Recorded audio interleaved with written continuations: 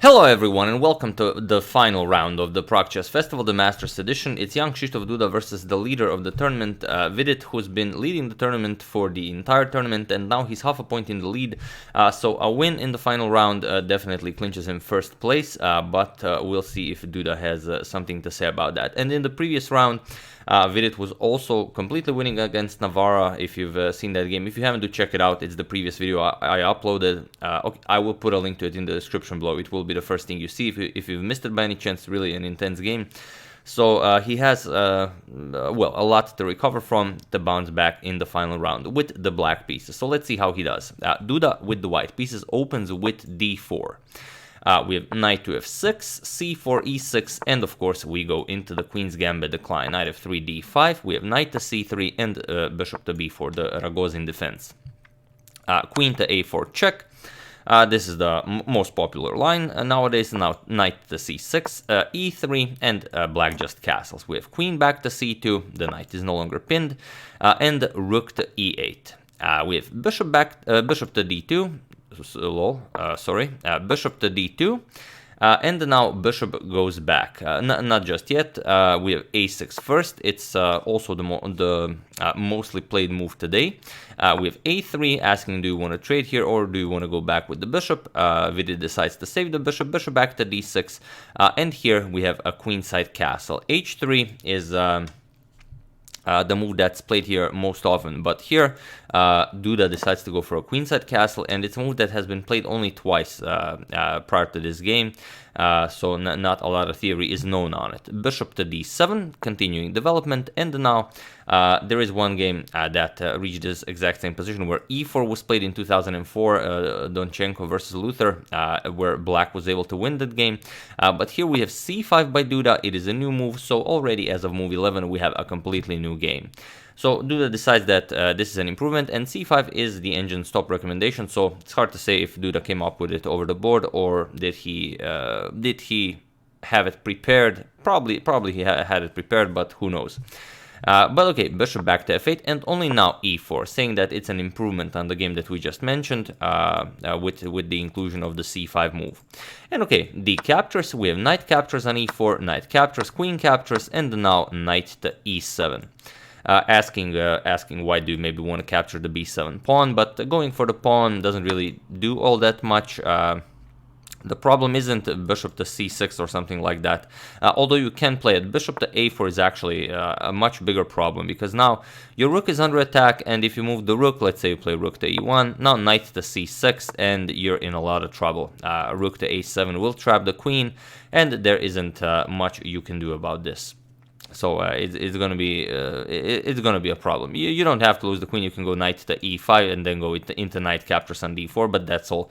That all favors black a lot. So after this knight to e7, of course Duda ignores the pawn. We have bishop to d3.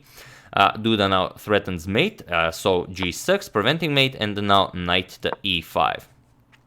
Very useful to have the knight there. You can maybe remaneuver it to g4, maybe to f6 or h6, depending on what black plays. We have bishop to c6 now, attacking the queen, asking, do you want to maybe trade your great knight?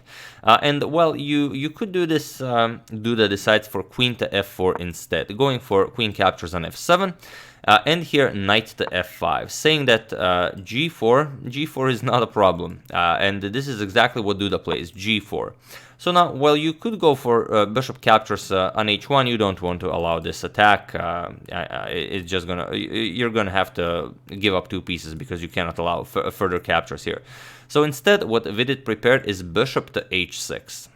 It will allow him to save his piece without losing the pawn on f7. And the problem is that you cannot go to f3, the f3 square is taken, so here knight captures on c6, offering a queen trade. So now if queen captures, you can capture on d8. So b captures on c6, and now queen to e4, getting out of the way, and here Vidit just trades. Bishop captures, we have rook captures, and now knight back to e7. This is how Vidit saved the knight. Now it's hard to say if white will have an attack going on the king's side, or will it be a successful attack, but the knight is coming to d5, and it will be an excellent square for the knight. So here bishop to c4, we have knight to d5, and now h4. Now white's plan is he wants to push h5, bust open the position, maybe even push f4, double rooks and the h file, and so on. So queen to f6, and now comes h5. Just continuing with the attack, and now e5. A principal decision by Vidit: when you're attacked on the king side, you want to counterattack in the center. And here, king to b1. If you go for something like captures, captures, and captures, you allow rook a to d8. And now after you move the queen, black can simply recapture, and now after this captures, you will capture with the f-pawn. So now any attacks along the h-file can be met with a simple rook e7, and your h-pawn is nicely guarded, and you also have a very nice passed d-pawn.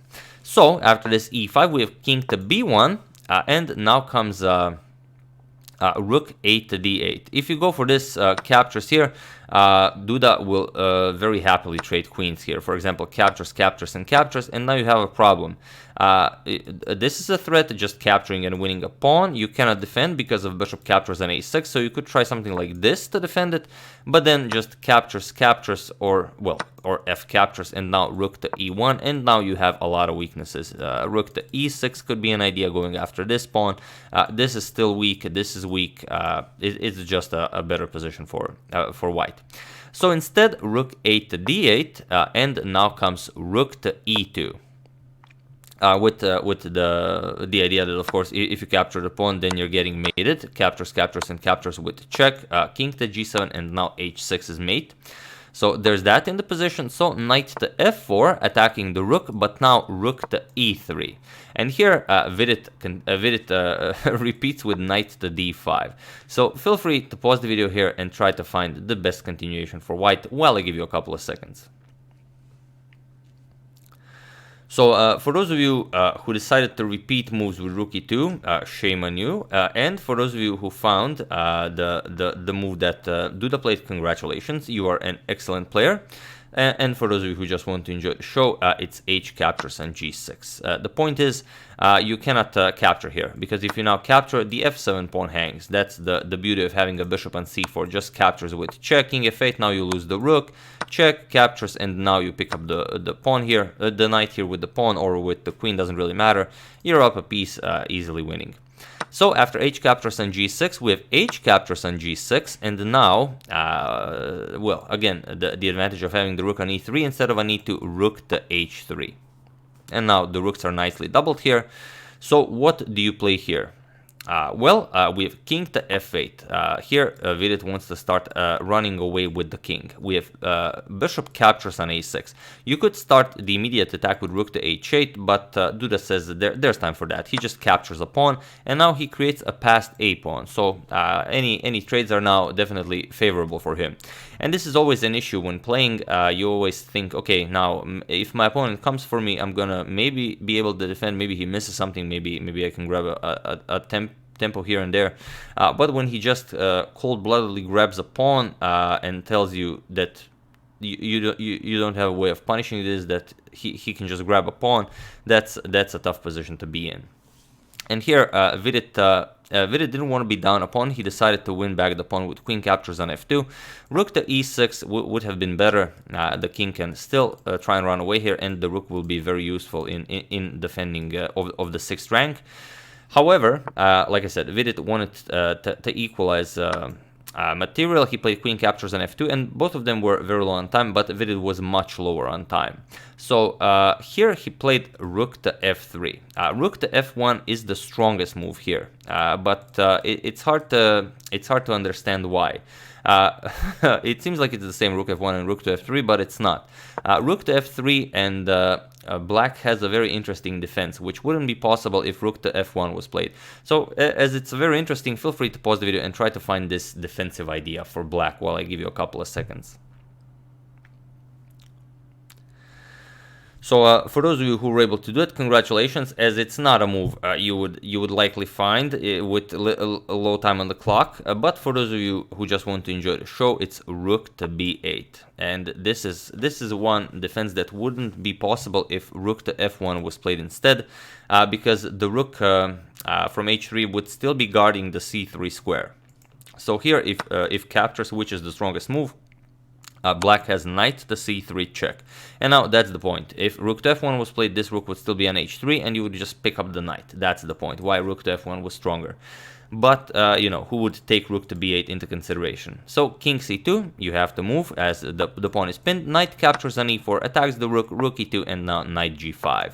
And now you can trade everything, rook h8 check, king g7, captures, and here you will capture back, rook captures on e5. And you have this position where you most likely shouldn't trade rooks because you're down a pawn. So you're either gonna try something, but most likely you're gonna go knight to e6 and continue the game from there without actually trading rooks. You're down a pawn, white is better of course, but it is your best bet. So, after this rook f3, rook to b8 is possible. However, queen captures on d4 was played by Vidit, but now he allows Duda this queen captures on g6. So, queen captures on g6 was played, threatening queen captures here with mate. So, knight to f4, blocking the rook's attack to the pawn here, but now queen f6, threatening rook to h8 mate. And there's very little you can do here. Vidit tried queen to e4 with check, but now for the final time, pause the video and try to find the quickest way to win for white while I give you a couple of seconds. So for those of you who were able to do it, congratulations on finding the quickest way to win. Like king to a2, you can just move the king, you'll still be winning, but there is this, for those of you who just want to enjoy the show, bishop to d3. And this is what Duda played, and it was in this position that Vidit resigned the game, as there is nothing more to be done here. Point is, if you capture with the queen, you lose the queen, and then you're getting mated then, or if you capture with the rook, then you are no longer in check, and you are more than welcome to checkmate your opponent. Rook captures on h8 will be mate. So yeah, after this bishop to d3 move, Vidit resigned, and it's really a terrible beat for Vidit, who was really destroying the tournament, especially that win against Alireza, where he just outplayed him in basically 12 moves. And then in the final round has Navarra completely beat, and then he loses the game against Navarra, and then in the final round he just didn't. He just couldn't muster up the strength to do everything he can against Duda, and well, Duda also played a brilliant game. So tough break for Vidit, and what this means for the final standings, that there are now 5 people tied for first place. So Vidit, Firouzja, Duda, Shankland, and David Anton Giharo, all of them have 5 out of 9 points, and they now go into tiebreaks. But as rules state, only 2 people can go into tiebreaks, and 2 people with the best additional criteria are Vidit here and Alireza Firouzja. So 2 of them are going to now play 2 games, which will decide the winner of the Prague Chess Festival Masters Edition. We will show both of these games, so stay tuned. I will probably show them tomorrow, as today I still have a game I have to play in my own chess club, so I don't know if I will be able to do it today, but if not, tomorrow definitely. So stay tuned for that. So yeah, that's the game. I do hope you enjoyed it. Tough break for Vidit, not just this game, but also against Navarra. So yeah, you know, it happens. But yeah, I would like to thank Sandy Benjamin Rao, Nigel Beard, Martin Carr, Parag Harmaini, and Joshua Gleason for a contribution to my channel. Thank you a lot, I really appreciate it. As usual, you can check 2 of my previous videos here. Thank you all for watching, and I will see you soon, continuing the 2 games we've mentioned from the Prague Chess Festival, continuing the Morphy saga, and continuing to check up on your wonderful suggestions. So thank you all, I will see you soon, and have an excellent rest of your weekend.